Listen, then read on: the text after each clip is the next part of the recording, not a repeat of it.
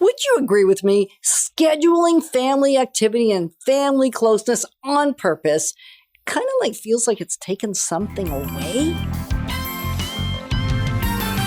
Moving forward with the DekkerTeam. Moving forward together with the DekkerTeam. Welcome to the Inside Track, where for over 30 years we've been helping people not only selling and buying and investing real estate, really helping people live a life on purpose with intention where they are thriving and having the best life possible and flourishing. So the families flourish. And that's what it is all about for over 30 years, which kind of makes me happy. Really happy. And so today we want to look at scheduling. Scheduling as a first key to creating close family relationships. Because today, families and life, everything is moving at the speed of life. And the speed of life has picked up momentum. It's like it is a snowball rolling down a hill, and the bigger it gets, the faster it gets. And our lives seem to have gotten crazy big. Oh, absolutely. And crazy out of control. So how do we slow down that snowball? Or maybe not let it get so big so it doesn't pick up so much speed? What are some of those keys and steps we can ultimately do? And that's what we're going to learn today on the show, on this episode, so that we can continue to create, develop, and nurture those relationships within our family, whether we're a couple or whether we have visitors that are our family, cousins and nieces and nephews, or because we live alone, or whether we're a big, big family. Right. I think rituals are a big part of morning that as well. Rituals as well, right? Start the day. Right. We've already talked about the evening rituals, but the morning sort of sets the tone for the day as well. So I think morning rituals are really, really important. And what's an example of a morning ritual so that someone listening or watching kind of gets a sense of morning ritual? That sounds like a big word. Well, I think it depends on the family and the sorts of things that you enjoy as well. Some people start the day with prayer. Yeah. Some people start the day with words of gratitude. Just something that you can do together to set a positive note for the day.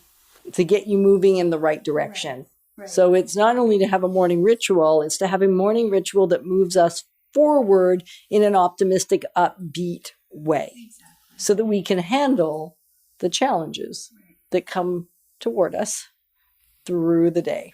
Exactly. Excellent. And what would be another great thing that we could do to foster intimacy within the family? Well, I think getting them all involved. If you want to find activities that everybody is going to enjoy doing, find out what it is exactly that they would enjoy doing. What would bring them joy? What would be your best day? What sort of activities could we do together as a family that would make you happy? Right. And then plan those. So plan those as well, right? Bigger things. And I know as grandparents, we've often asked the grandkids, when we did it when our kids were little, but now that we don't have little kids anymore, we're going on to the next generation. It's like, what would your best day ever be with us? And one of them said, eat all the ribs I can. So then we go out for an all-you-can-eat rib fest. Another one, it's just to spend the day at a water park.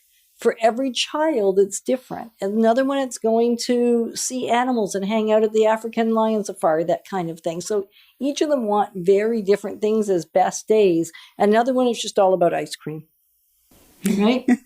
And it's all okay. And if we don't ask the question, my best day may not be your best day. Right. Our family is very focused on food. We love our food. And one of the things that my children enjoyed, other than eating specific foods, was making food. So it was great. Each child would have one day a week where they picked what we were having for dinner, and they helped prepare it. So it was done on an individual basis. Rather than for that activity have the whole family, it was a way to connect with that one individual child and do that activity and then bring the whole family together to enjoy it afterwards. Meal times. Absolutely. Oh my goodness. Yes. Do meal times even exist in Canada today? Where families sit together? I would hope so. Maybe not on a daily basis because everybody is so incredibly busy. But that's one of those things that I think is so important to schedule in. Yeah. Schedule dinner time with your family. And not around the TV. Oh, Not on a TV tray. and no phones, no distractions. Get rid of technology. That's the time to connect. You can't connect with a phone in front of your face. Not well. Not well. No. And so asking amazing questions has been something we've done over the years. It's what's your greatest fear? So at this particular mealtime, all we're going to do is all share our greatest fear. Another time it's, what was your greatest failure today? When did you fall flat on your face today? And at first it sounds like a really icky question. And yet failure is a part of life. And it's all how you frame the question as well, and how you discuss it afterwards. Failure is not a bad thing. Failure is a fantastic thing because it meant you tried for something. If you didn't make it onto the drama team or you didn't make it into Canterbury High School because you didn't pass the audition, well, that's fantastic because you could have sat home and not played as well as you could have and not learned what it takes. And now next time you're prepared, whereas you weren't this time. Most of our growth and learning comes from failure. It does. So let's go for it and let's go for it big. Let's fail often. Yes. And fail fast. And celebrate failure. Oh, absolutely celebrate it. Yes. Yeah. You're celebrating the learning and the growth that comes of it. Yeah. And the effort you put into trying. Yes. Even if you didn't succeed. And another great family thing to do is get back together. Oh, that is a great one. Yes. When you can give to others as a family, I think that also draws you much closer together.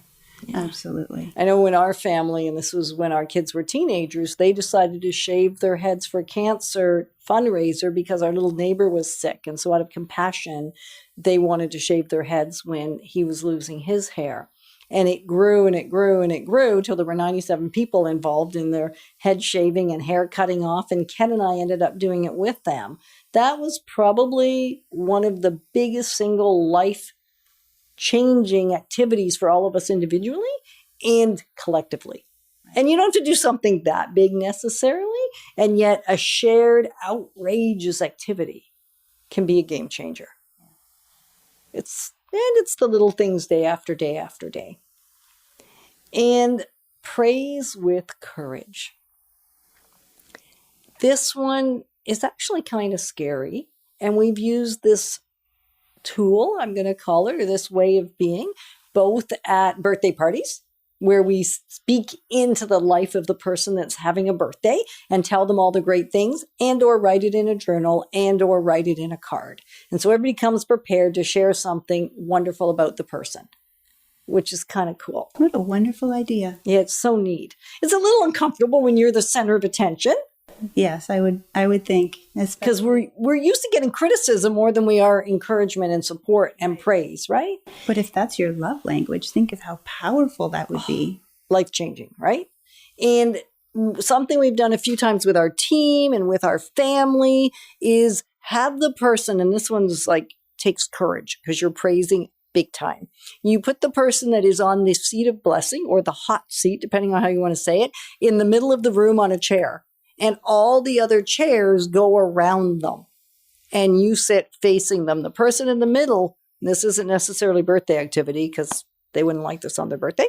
They're going to share the value they bring to the family or to the team. And then each person on the outside of the circle speaks in to that person. If you have never tried that experience, I encourage you to step in and challenge yourself and challenge your family or your team. It is a life game changer and an intimacy builder like nothing I've ever seen. So we're excited to be your partners in moving forward together because together we've got this. Moving forward with the Decker